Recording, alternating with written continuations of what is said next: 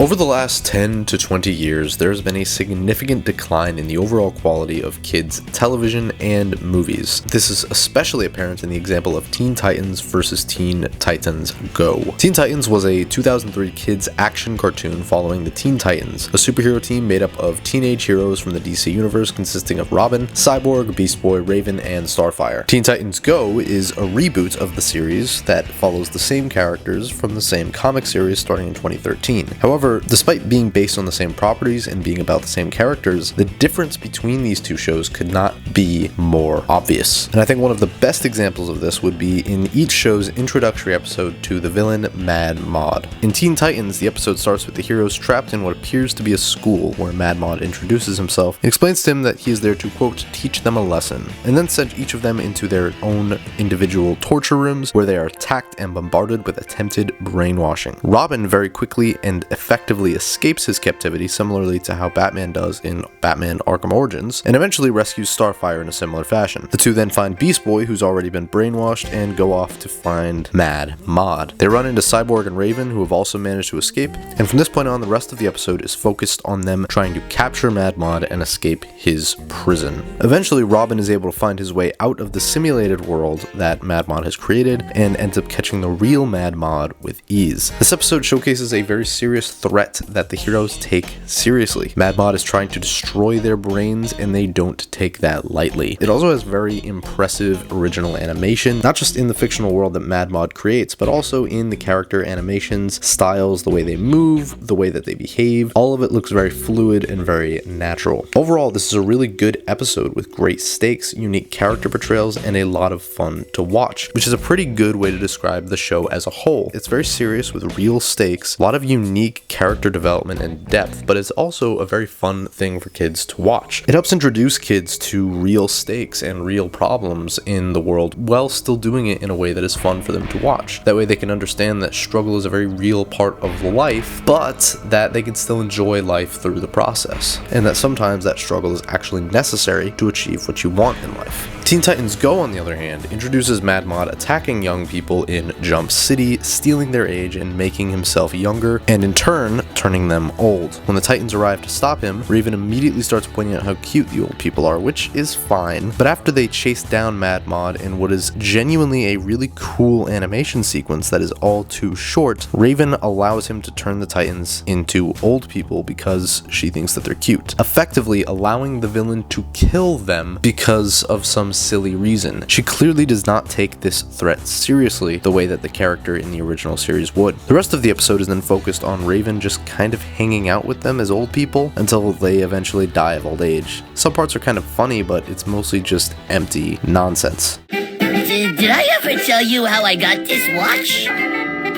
I was stationed in France. So he says to me, that ain't your watch. So I says to him, I found it, so it makes it my watch. He ended up in prison for life, and I'm still wearing the watch.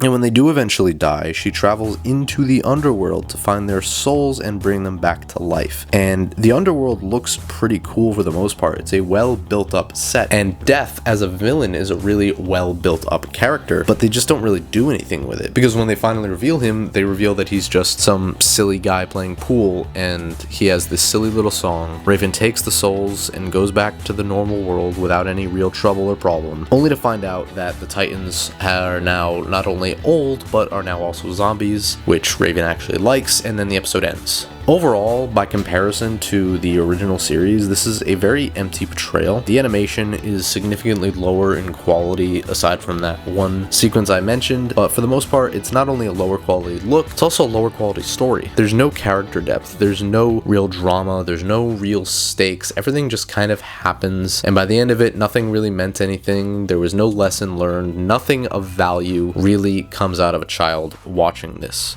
especially when compared to the significantly higher quality original series. And sadly, this is a trend that is extraordinarily common in kids shows these days. Most of them, if they're a reboot, are a significantly worse, empty version of the original without any of the heart or soul that made the original something of value for kids to watch. Or it's a new original series that, again, lacks in any depth or value. There's a few key examples that I think are sort of standouts to this rule. Craig of the Creek, We Bare Bears, and The Amazing World of Gumball are actually pretty high quality shows for kids. They have some pretty decent character development, usually have a pretty valuable lesson to be learned, and generally teach kids some pretty good stuff about life. But for the most part, most kids shows are not like that. Most of them are just empty nonsense, trying to make them laugh, trying to distract them for 15-20 minutes. Doesn't really provide any value. There's no real point in watching it. Children need to learn things, and when they are young, that is when they have the most capacity to learn. That's why it's important for the stories that we're showing them, for the things that they are watching, to provide real value. And I'm not just talking about shows that teach them the ABCs or something that teaches them how to do math. I'm talking about things that give you real character, real depth, and real morality, real lessons on life, and sometimes just a realistic portrayal of how life is sometimes. Teaching them that life has struggles and that is okay, that sometimes those struggles are necessary. Teaching them that things happen in life that sometimes you can't really do anything about, and that sometimes things might seem hard, but you can always still enjoy it and you can always move forward.